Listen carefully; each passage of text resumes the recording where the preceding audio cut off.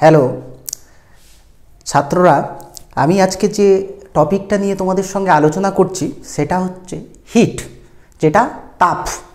যাই হোক, তোমরা কি পড়েছো আমি জানি না। আজকের এই তাপের ওপর থেকে কিছু ভিজুয়াল কনসেপশন তোমাদের দেবো। এতদিন কি করেছো আমি জানি না। যাই হোক, আগে জানতে হবে তাপটা কি। তাপ আমরা প্রথমেই ডেফিনিশান হিসেবে একটা জিনিস দেখতে পাই যে তাপ একটা কারণ। কি কারণ? না, যে কোনো জিনিস গ্রহণে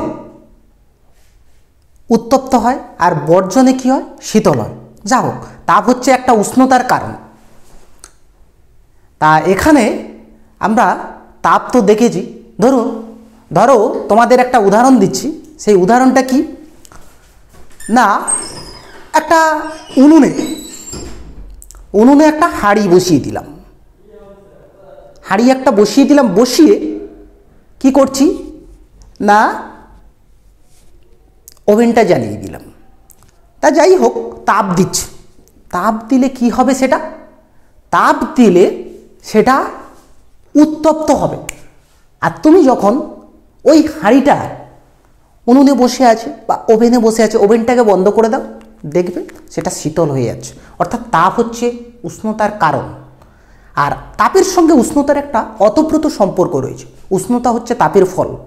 উষ্ণতা প্রসঙ্গে পরেই যাচ্ছি। যা হোক, এই দুটো যে সম্পর্ক, এটা কিন্তু ওতপ্রোত সম্পর্ক।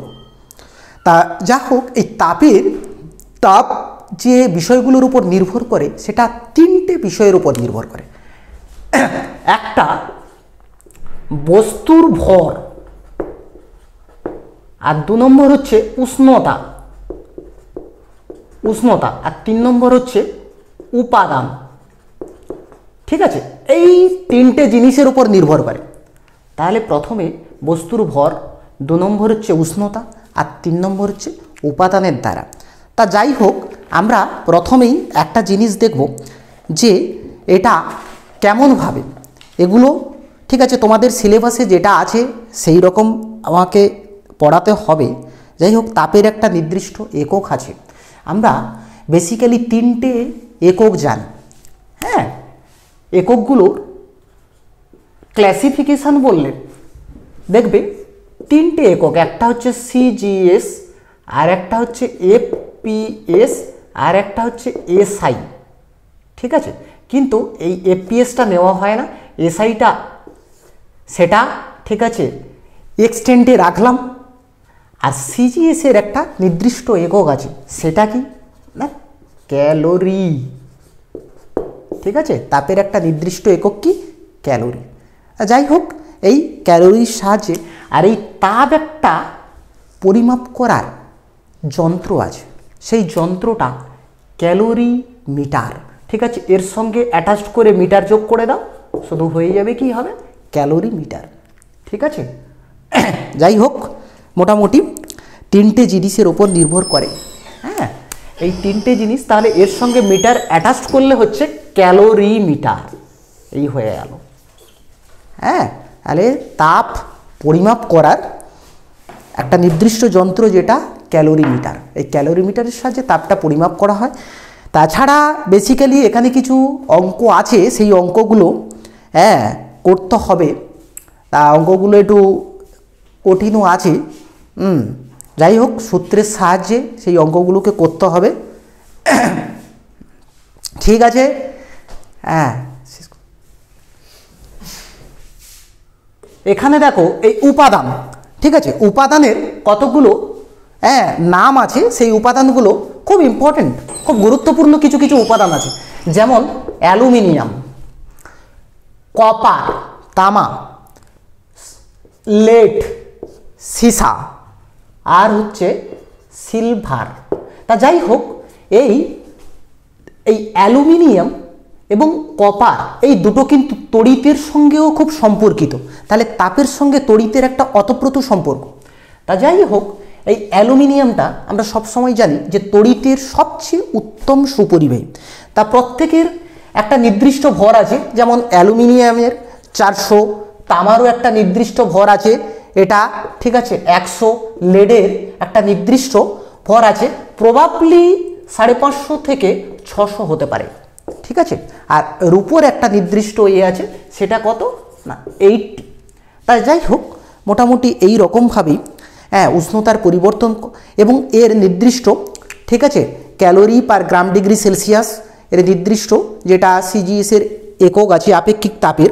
তা যা হোক, আপেক্ষিক তাপের একটা সিজিএস ইউনিট আছে, যেগুলো হচ্ছে তোমাদের দেখতে হবে 0.21, ঠিক আছে, 0.09, 0.03 এবং 0.05। তাই যা হোক না কেন, এইবারে আমরা একটা জিনিস দেখব যে তাপ, তাপ দিলে কোনো বস্তুর কি হয় না, সেটা বাষ্প হতে শুরু করে। তুমি দেখো, একটা সাপোজলি একটা উদাহরণ দিচ্ছি, যে তোমার মা হাঁড়িতে ভাত বসিয়েছে, উনুন ধরিয়েছে, উনুন ধরিয়ে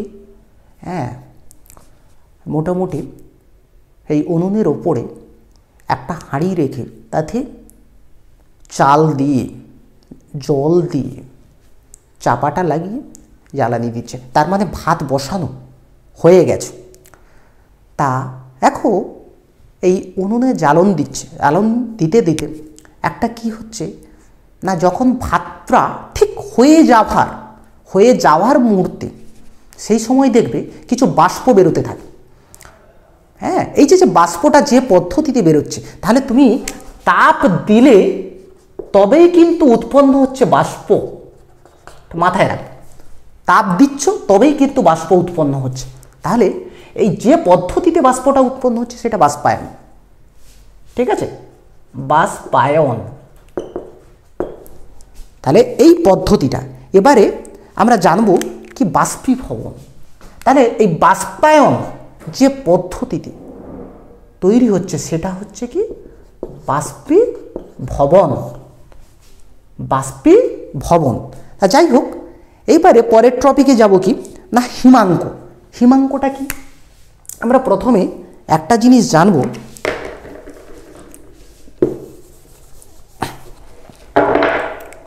যে হিমাঙ্ক। হিমাঙ্কটা কি? হিম যুক্ত অঙ্ক, সন্ধি বিচ্ছেদ করে। হিম মানে কি? বরফ। অঙ্ক মানে কি? জটিল সমাধান। তাহলে এই বরফের জটিল সমাধান, কিন্তু বরফের জটিল সমাধানটা সেটা কি না, তরল পদার্থগুলি যখন একটা নির্দিষ্ট উষ্ণতা, নির্দিষ্ট উষ্ণতার মধ্যে ব্যতি রেখে তখন সেটা জমাটবদ্ধ অবস্থায় পরিণত হয়, সেটাই হচ্ছে হিমাঙ্ক। যাই হোক, তা যা হোক, এখানে কিছু কিছু মোটামুটি পদার্থ আছে, যেই পদার্থগুলোর একটা নির্দিষ্ট গলনাঙ্ক আছে, নির্দিষ্ট হিমাঙ্ক আছে। আমরা জানি দৈনন্দিন জীবনে এই এক ব্যক্তির জ্বর হলে যে থার্মোমিটার দিয়ে ডাক্তাররা পরিমাপ করে, সেটা ক্লিনিক্যাল থার্মোমিটার। সেই ক্লিনিক্যাল থার্মোমিটারের ভেতরে কিন্তু পারদ থাকে, পারদ থাকে, তাই তো? পারদ একটা থাকে, এবং ঠিক আছে, তা যাই হোক, পারদের তাহলে অবস্থানটা জানা গেল, পারদটা কোথায় থাকছে। বরফ আমরা জানি, তারপরে কি হচ্ছে, জল জমে বরফে পরিণত হচ্ছে, এটা জানা যাচ্ছে। এবং সোনারও ঠিক আছে জানি দৈনন্দিন জীবনে ব্যবহৃত হয়। শুধু তাই নয়, তামা, ঢালাই লোহা, এইগুলো। তা যা হোক, এদের নির্দিষ্ট গলনাঙ্ক আছে এবং হিমাঙ্ক আছে নির্দিষ্ট, ঠিক আছে, প্রত্যেকের। তা দেখো, পারদের গলনাঙ্ক একটা আছে যে -39.5, আর হিমাঙ্ক কত? -39.5। বরফের কত? 0, ঠিক আছে, বরফের গলনাঙ্কও 0, আবার হিমাঙ্কও 0। এবারে সোনার কত? সোনার কিন্তু 1063, ঠিক আছে, এরও 1063, গলনাঙ্ক 1063 এবং হিমাঙ্কও 1063। যাই হোক, তামারও একটা নির্দিষ্ট আছে, সেগুলো দেখব। আচ্ছা, এইবারে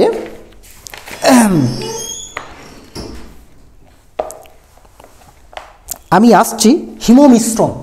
হিমমিশ্রণটা কি?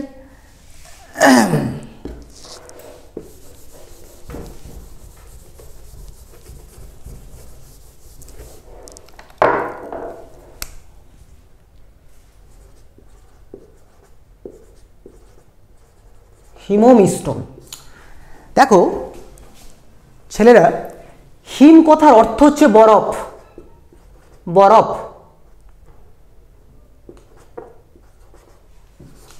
আর মিশ্রণ কথার অর্থ হচ্ছে মিশ্রিত হওয়া, মিশ্রিত হওয়া। অর্থাৎ বরফটা যখন চূর্ণ বিচূর্ণ হয়, বরফের যে টুকরো টুকরো কণা, ওগুলোকেই হিমমিশ্রণ বলা হয়। বুঝতে পেরেছ? যাই হোক, এর একটা খুব গুরুত্বপূর্ণ ব্যবহার আছে। তোমরা যে দৈনন্দিন জীবনে মাছ, মাংস বা ইত্যাদি সবজি টবজি খাও, এই সমস্ত কিছুকে সংরক্ষণ করে রাখার দায়িত্ব কিন্তু এর, হিমমিশ্রণের।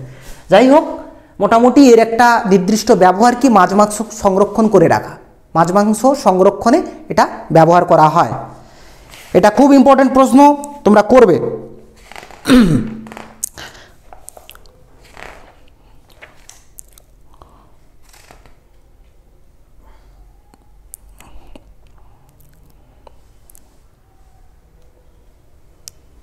আচ্ছা, এবারে আমি একটা নতুন টপিকে যাচ্ছি, সেটা হচ্ছে স্ফুটন।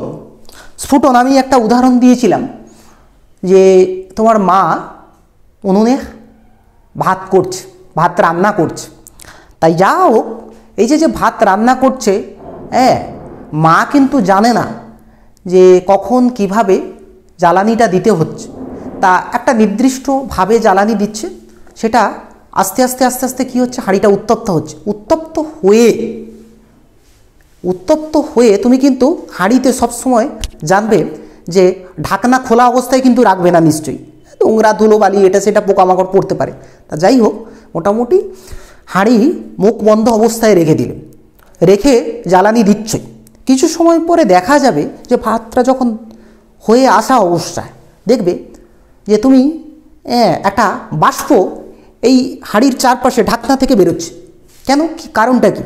না, এটা কিন্তু প্রচণ্ড তাপে ফুটতে শুরু করেছে, এবং সেই যে জলটা, ওর মধ্যেই তো জল ছিল, জল, চাল ছিল, আলু ইত্যাদি ইত্যাদি যদি দাও, তা যাই হোক, ওই জলটাই কিন্তু ফুটতে শুরু করেছে। এই যে ফোটার যে অবস্থাটা, এটাকেই গোদা বাংলায় বলা হচ্ছে স্ফুটন। স্ফুটন মানে ফুটছে, ঠিক আছে? তাই যাই হোক, এই বিষয়টা একটু তোমরা নিজেরাই ভাববে যে স্যার যে উদাহরণটা দিল, এটা দেখি মা রান্না করছে, গিয়ে একটু দেখি। বাস্তব ক্ষেত্রে আমি যে উদাহরণটা দিলাম, এটা কিন্তু তোমাদের দেখার জন্য, তোমাদের জানার জন্য এবং তোমাদের চারপাশে বোঝার জন্য আমি এই উদাহরণটা দিলাম। তাহলে স্ফুটনটা কি সেটা বললাম, বাষ্পীভবনটা কি সেটা বললাম, বাষ্পায়নটা কি বললাম, এবং হিমমিশ্রণের ব্যবহার, গুরুত্বপূর্ণ ব্যবহারগুলো, সেগুলো খুব সুন্দরভাবে আমি বলেও দিলাম। আচ্ছা,